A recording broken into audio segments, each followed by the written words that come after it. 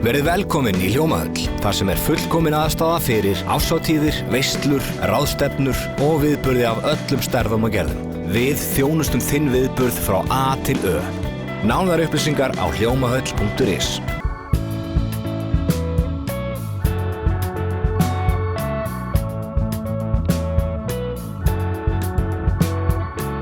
Komið sæl og verið velkomin í sjónvarp Víkurfrétta.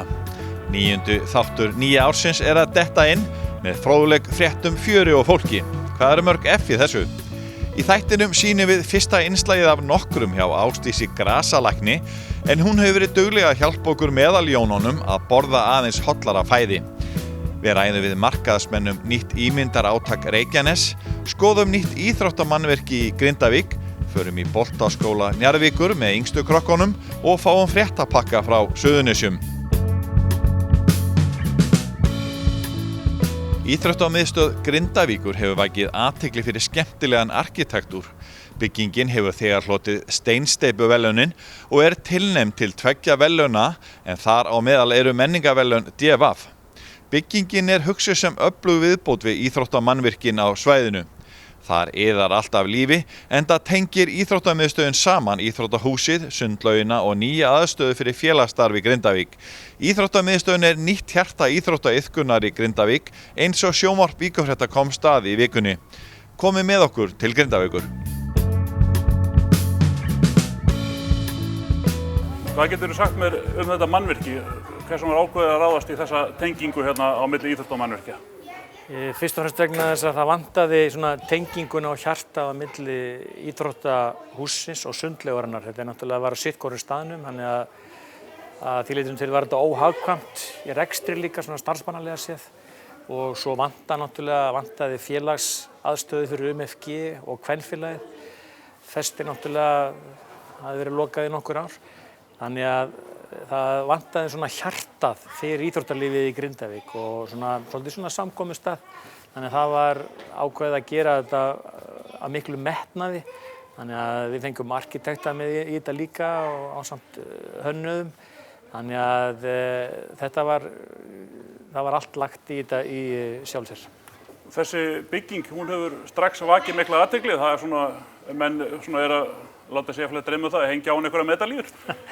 Já, við erum þegar búin að fá einu verðlaun. Það voru steinsteypuverðlaunin í fyrra, hvorki meira en minna. Svo erum við búin að fá tilnefningar fyrir lýsinguna og svo núna menningarverðlaun DFF og við erum afskaplega bara þakklátt fyrir það, því að eins og ég nefndi að þá var farið í hönnunarvinnu með þetta og hugmyndavinnu og húsið miðstöðin var hönnuð fyrst og torgið var hannað þar á eftir og það var verið að taka tillit til þessari hönnunar sem var þegar fyrir, þannig að þegar þetta tvennt einhvern veginn fyrir saman, þá þetta ósæðlega skemmtilegt að tengja þetta útisvæði með torgi sem við ætlum að hafa 17. júní hátíðahöldin og fleiri viðburði á vegum bæjarins.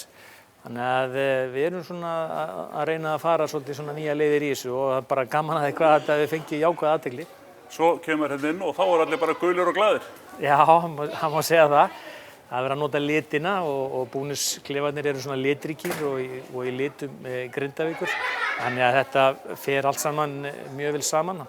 Náttúrulega, þetta svolítið andvirðið hérna, ég rosalega hrifinn andvirðinu hérna. Það einhvern veginn rammar þetta svolítið inn. Þannig að hér svolítið mikið líf og iðkendur og foreldrar og svo náttúrulega gamla sundlaugarhúsnæði.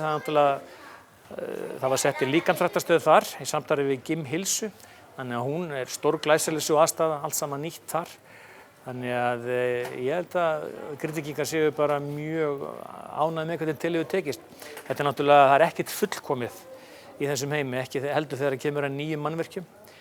Og það var komið í ljós nokkri gallar aðalega með hálku inn í búningsklefunum og það búið að lagfæra það í 4 klefum af 6, þannig að nú eru bara 2 eftir, þannig að við erum að fullu að lagfæra það og einhverju smá hnökra hér og þar, bara eins og gengur að gerist.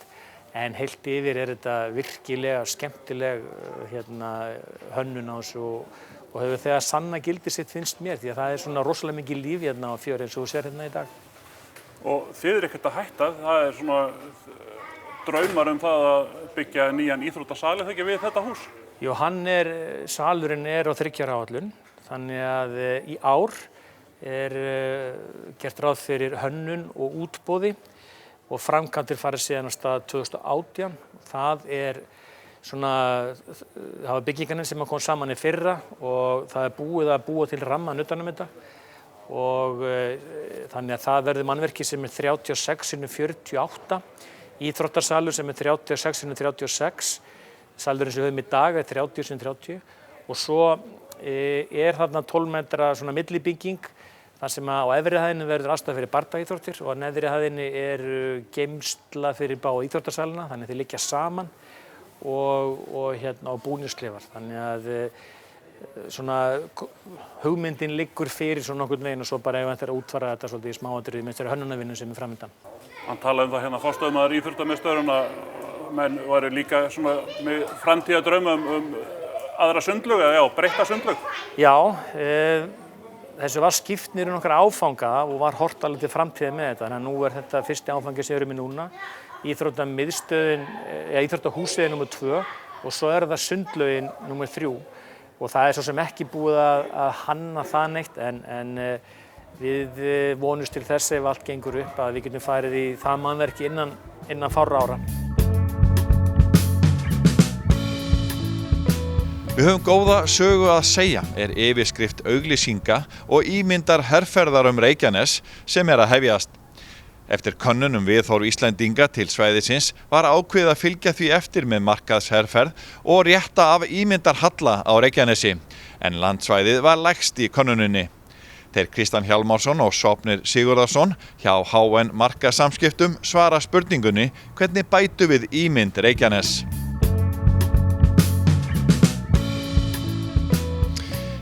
Við sjáum fyrir okkur að það sé komin tími til þess að menn fari nú að segja kannski þessar góðu sögur sem eru hér út um allt og hætti kannski að einblína á einhverjar gamlar mýtur og ranghugmyndir sem eru til staðar.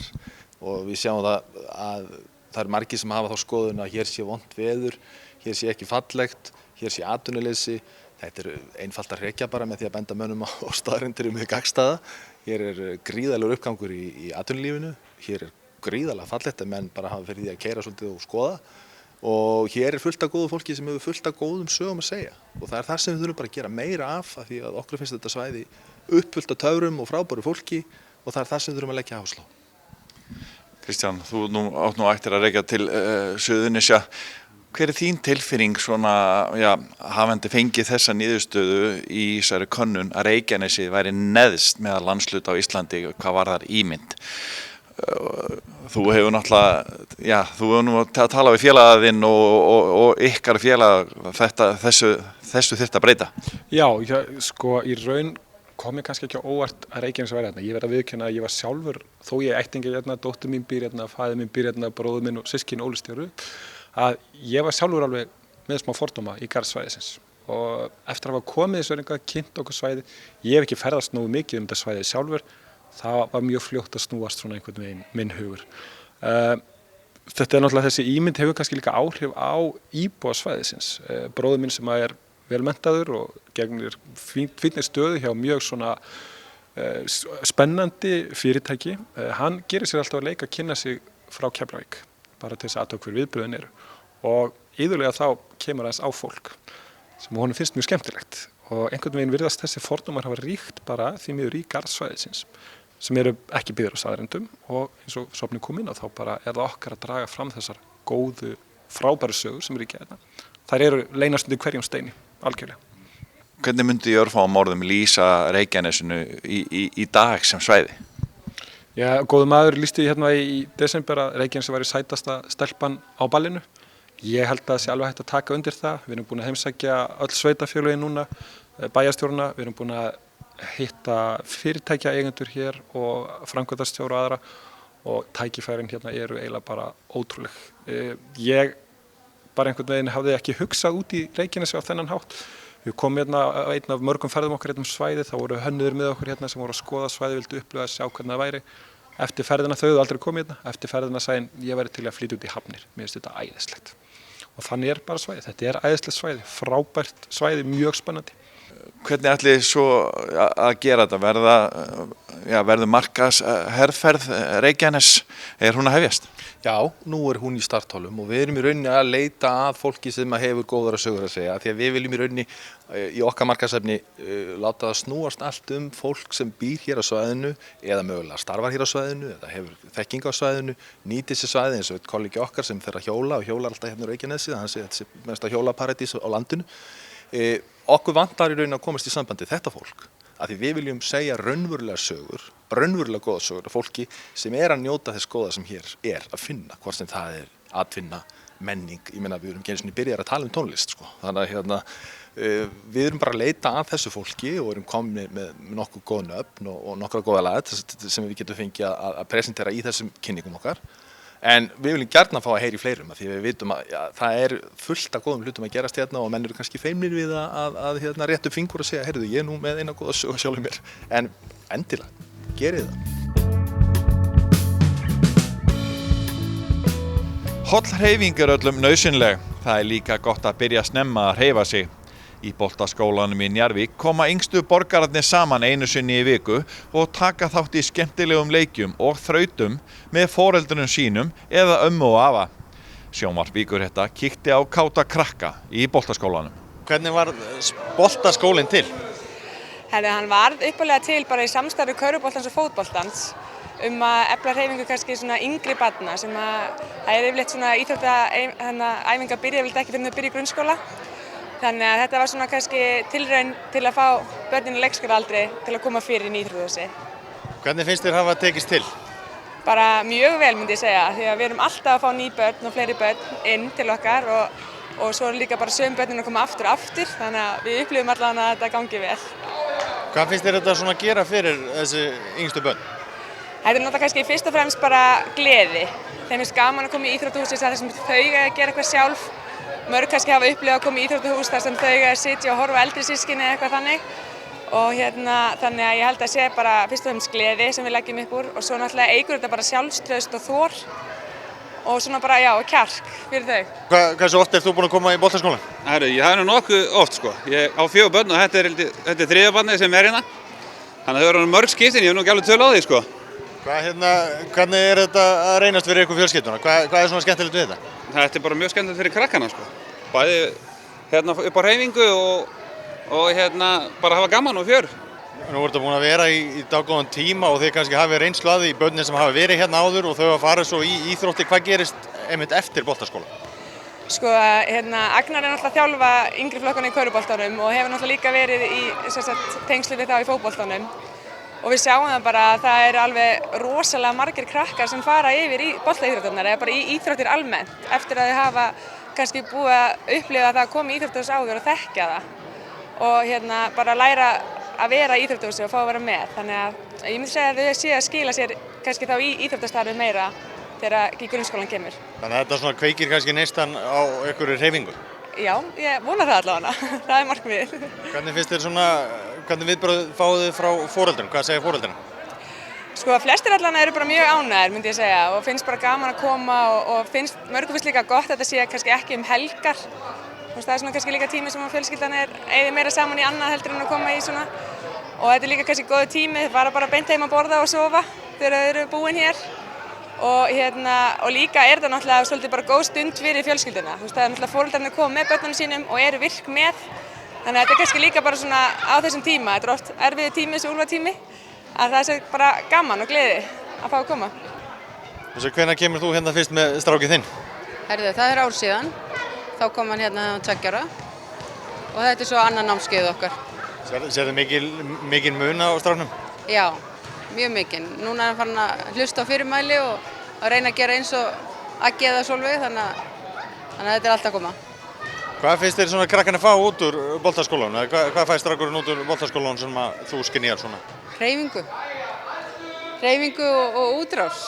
Ég held að það sé svona aðal og líka læra bara að fylgja því sem hefur verið að segja mann að gera. Ég heyrði það líka að þau væru ansi þreytt eftir, þetta er kannski gott til að koma þeim í háttinn. Já, það var mjög gott. Búin að fá útrás og kom bara heim í mat og bað og fara að sofa. Styðjum öflugt atvinnulíf, menningu, mannlíf og íþróttir á Suðurnesjum.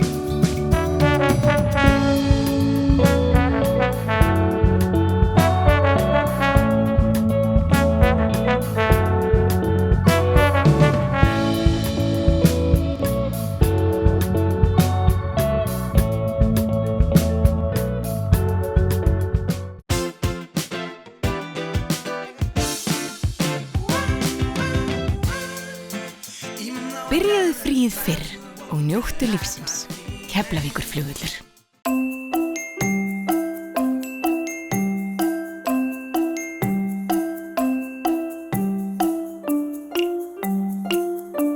Kominn tími á tiltekt. Frábæru Systema geymsluboxin eru nú fáanleg í Netto.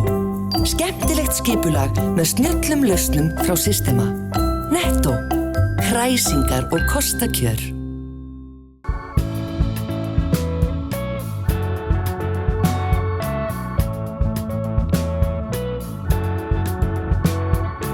Hvernig á að búa til blómkálspopp? Ásdís Ragna Einarsdóttir grasalæknir nýr liðsmaður sjónvarps Víkurfrétta. Hún verður með okkur í næstu þáttum og ætlar að kenna okkur öll triksin í bókinni þegar kemur að því að gera einfalda en bráðholla rétti. Í fyrsta einslaginu sínu ætlar hún að kenna okkur að poppa úr blómkáli. Ja, komið þið sæl.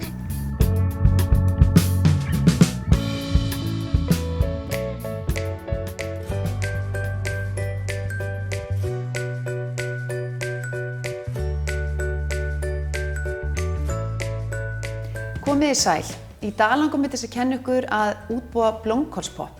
En það einstaklega hollt og mjög smart að nota grænmeti sem millimál, til dæmis í vinnunni. Þannig að ég búin að næla mér hérna í blómkál og búin að choppa það mjög smátt niður fyrir ykkur. Og mér finnst mjög gott til dæmis að skera bara vel stönglana af og gera þetta svona í munnbitum, þannig að maður getur bara svona leikandi fengið sér bita við og við. Og þetta mjög einföld uppskrift og við skulum bara byrja á þessu. En ég ætla að blanda við blómkáli, þá ætla ég að setja 2 matskeiðar af næringageri. En næringager einstaklega B-vitaminríkt og gefur svona hálfgjört ostabragð. Það gefur þessu opaslega svona djúpt og gott, svona crunchy bragð. Breytir þessu eiginlega svolítið í svona popp. Og svo ætla ég að setja smá sítrónu ólífuolíu. En þessi ólífuolía í algjör uppáhaldi hjá mér vegna þess að hún breytir einhvern veginn öllu grænmeti í eitthvað óbúslega gott. Og sumir eru ekki mikið fyrir að borða mikið grænmeti og þetta svona pínu töfratrix til þess að koma ofan í okkur meira grænmeti. Af því að hún svo fersk, það svona pínu sítrus kemur af henni, þannig ég ætla að nota hana í blómkálspoppið. Og svo ætla ég að setja hérna eitt af mínum uppáhaldskryddum, þetta svona grunnkrydd. Og það chili og það alls konar kryddjurtir og þetta poppar þetta svolítið vel upp. Þannig að það kemur svona ekstra gott bragð. En þið megið náttúrulega alveg nota bara sjávarsalt, þið megið nota hvaða olíu sem þið viljið og þið megið þess að setja bara, alls konar krydda á þetta. Þannig að við ætlum bara að byrja á þessu. Setjum hérna bara smá salt á þetta og mér finnst ágætt að miða við svona, kannski hálfa til 1 teskeið og ég nota yfirleitt alltaf bara 1 blómkálshaus. Þannig að það bara fínt að miða við það, þá eru þið ekkert að fara, maður vill kannski ekki alveg, maður þarf ekki að eiga þetta alveg marga daga. Maður bara naslar á þessu svona við og við. Svona, svo ætla ég að setja 2 matskeiðar á næringagerinu og það nú ekkert margir sem vita í rauninni hvað það er. Það er svona heilsugúmmulaði og þetta eins og ég segi, þetta oft notað líka á grænkálsnakk. Maður getur notað þetta út á annað grænmeti sem að oppbaka, maður getur sett þetta í til dæmis þegar maður að gera pesto. Þannig að þetta gefur svona auka, þetta er svona X-faktor, hvað var maður að segja, þetta aðeins svona ívið svolítið vel í bragðið. Þannig að gerum þetta svona, 2 matskeiðar. Þá verður þetta líka bara svona fallegt á lit, ekki með svona gylltur litur á þetta. Og ég ætla að setja svona 1 til 2 matskeiðar af ólífuolíu. Og við náttúrulega eigum alltaf að vanda svolítið vel valið þegar við erum að kaupa okkur óljur. Við kaupum bara kaldpressaðar, helst lífrænar óljur. Þær eru svo mikilvægar fyrir heilsuna og við þurfum að vera duglega að nota góðar óljur. Það sem ég geri núna, ég hristi þetta bara saman. Þannig að þá svona poppar þetta eins. Það kemur svona pínu popphljóð. Þannig að svona, svo gerir þetta bara svona. Þetta bara klárt. Svo setjum við þetta bara hérna í.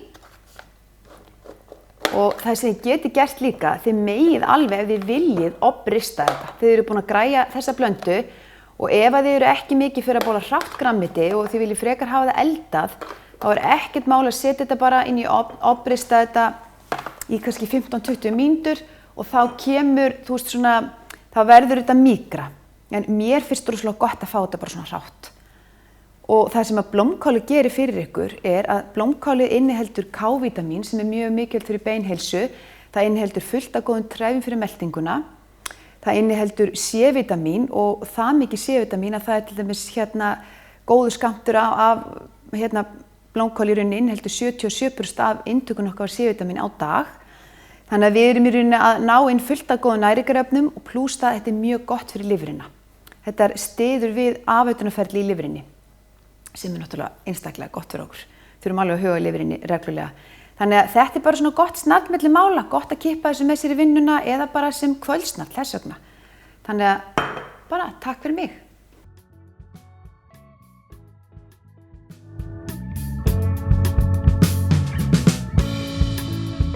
Já, og þá kemur að fréttapakkanum á Suðurnesjum. Suðurnesin hafa ekki farið varhluta af þeim fjölda ferðamanna sem sækir Ísland heim allt árið kring. Gistiheimilum hefur fjölgað þó nokkuð á svæðinu undanfarin ár og eru nú 66 gististaðir skráðir með leyfi hjá sýslumanni. Mest var fjölgunin á síðasta ári. Nýting herbergja á hótelum og gistiheimilum á Suðurnesjum hefur einnig aukist mikið á undanförnum árum. Árið 2010 var nýtingin 40,3% en var á síðasta ári 64,5%. Í skýrslu Nordregio landfræðistofnunar Norðurlanda sem kom út á dögunum kemur fram að fjölgun gistinátta á Suðurnesjum frá árinu 2008 til 2014 hafi verið 175%. Icelandair er stærsti atvinnuveitandi flugvirkja á Íslandi með á 300 flugvirkja í vinnu í ýmsum störfum, segir á vef Flugvirkjafélags Íslands.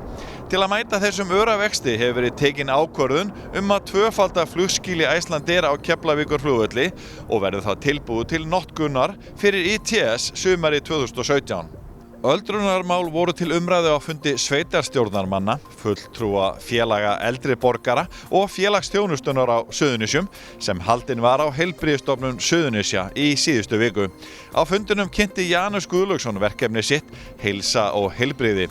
Umfang öldrunarmála fer stækkandi með hverju árinu á Suðurnesjum. Þörf er fyrir fleiri hjúkrunarrými. Nýtt hjúkrunarheimili að Nesvöllum er fullt nýtt og þá hafa eftirlitsaðilar gert athugasemdir við ástand húsnæðis og aðstöðu á hjúkrunarheimilinu Hlévangi í Keflavík. Oddný Harðardóttir þingmaður Samfylkingar í Suðurkjördæmi íhugar að bjóða sig fram til embættis formanns Samfylkingarinnar. Kosið verður á auka landsfundi flokksins 4. júní næstkomandi. Menningarvika Grindavíkur verður haldin í 8. sinn dagana 12. til 20. mars næstkomandi. Mikill metnaður verður lagður í dagskrána og líklega aldrei meira en núna. Þorsteinn Gunnarsson, sviðsstjóri frístunda og menningarsviðs Grindavíkur, segir undirbúning fyrir menningarvikuna á lokastigi þar sem fjölbreytileikinn verður hafður í hávegum. Við erum alltaf að reyna að þróa og bæta og koma nýjar áherslur inn og í ár er áherslan svolítið á handverk svona í sem víðasta skilningi þess orðs. Við verðum með handverksmarkað í Gjánni í salnum hérna fyrir aftan mig, nýju íþróttamannvirki og það er þegar allt orðið fullt þar, þannig að það stefnir í mikla handverkshátíð hérna hjá okkur og núna í fyrsta skiptið erum við með fullt af námskeiðum bæði aðdraganda menningarvikunar og í menningarvikuna og eftir menningarvikuna. Þetta eru 14 námskeið sem að bærinn svona kemur að með því að niðurgreiða og svo er þetta að vanda bara mikill metnaður. Það eru fjölmargir tónleikar, bæði klassískir og rock tónleikar og allt þar á milli. Leggjum mikla áherslu á unga fólkið að það eru námskeið og viðburðir fyrir þau og við erum líka með eina 6 málverkasýningar og þannig að það er nóg að vera alla þessa viku. Ég held ég geti fullyrt að þetta hafa aldrei verið fleiri viðburðir í menningarviku heldur en akkurat núna. Kristín Júlla Kristjánsdóttir, förðunarmeistari úr Garði, hlaut edduna liðina helgi fyrir gervi í kvikmyndinni Hrútum. Þetta er annað árið í röð sem Kristín hlýtur edduna. Í fyrra hlaut hún verðlaun fyrir gervi í kvikmyndinni Vonarstræti. Við ræddum við Kristínu starfið í sjónvarpi Víkurfrétta í fyrra þegar hún hlaut fyrstu edduna og hægt er að sjá innslagið á vef Víkurfrétta. Lionsklúbbur Keflavíkur er einn elsti félagsskapur á Suðurnesjum og stendur árlega fyrir svokölluðu Kútmagakvöldi eins og við greindum frá í síðustu viku, en þar eru sjávarréttir í hávegum hafðir. Við kíktum í Frímúrarahúsið þar sem veislan fór fram og við smökkuðum á herlegheitunum og mynduðum að sjálfsögðu kappana þar. Góðs matar frá skólamat var fjör undir stjórn Ásmundar Friðrikssonar, Össurar Skarphéðinssonar og margra annara. Aðilar í ferðaþjónustu á Suðurnesjum hafa fundað mikið í vetur og Víkurfréttir litu inn á einn fund í Dúshúsum í vikunni. Þar var Skúli Þótt Skúlason frá Kaupfélagi Suðurnesja að kynna ferðaþjónum Rósaselsverkefnið, en það uppbygging stórrar verslunar og þjónustumiðstöðvar rétt hjá flugstöð Leifs Eiríkssonar. Áætlað að byggingin verði tilbúin fyrir árslok 2017. Hafa heimamenn og aðrir aðilar í ferðaþjónustu tekið hugmyndinni mjög vel. Hið sívinsæla nettómóti í körfubolta fer fram í Reykjanesbæ helgina, en mótið hápunktur yngstu iðkendana. Tæplega 250 lið mæta til leiks frá 26 félögum, en mótið fyrir stráka og stelpur yngri en 10 ára. Reykjanesbær fyllist jafnan af ungum körfuboltasnillingum sem leika listir sínar og glæða bæinn lífi. Gamlar fótboltakempur fylltu Reykjaneshöllina liðna helgi þegar fram fór minningarmótum Ragnar Margeirsson í 12. sinn. Leikliðin var í fyrirrúmi en keppnisskapið deyr seint hjá sumum sem mættu til leiks og því var hart barist á köflum. Svo fór að annar flokkur Keflavíkur frá árunum 92 til 93 stóð uppi sem sigurvegari eftir vítaspyrnukeppni í úrslitaleik. Þarna mátti sjá marga fyrrum atvinnu- og landsliðsmenn, en fleiri myndir frá mótinu má sjá á vefsíðu okkar vaff.is. Leiðu við þökkum ykkur fyrir áhrifið, minnum við á aðra miðla Víkurfrétta, vikulegt fréttablað sem komið hefur út í 35 ár og dreift inn á hvert heimili og í fyrirtæki á Suðurnesjum. Víkurfréttavefurinn vaff.is vakir yfir fréttum alla daga og kylfingarnir fá golffréttir alla daga ársins á vefsíðun okkar kylfingur.is. Hægt að sjá allt sjónvarpsefni Víkurfrétta á vaff.is og YouTube rás okkar sjónvarp Víkurfrétta. Við þökkum fyrir okkur, sjáumst á vikuliðinni. Verið sæl.